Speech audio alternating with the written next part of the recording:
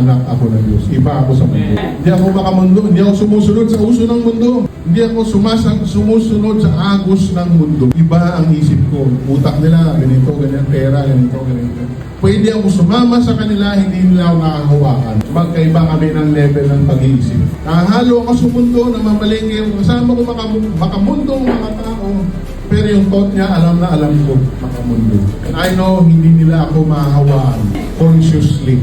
Pero sa subconscious, pwede kang ma-infiltrate pag hindi ka nagbabantay. Mamaya, yung talk nila, naging talk mo na rin.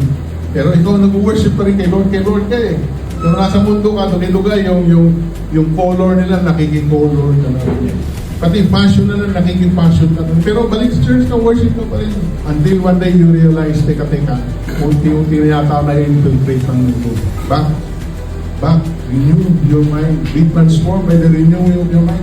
Meditate on the Word of God. Be washed by the washing of the Word, and rebirth by the Word.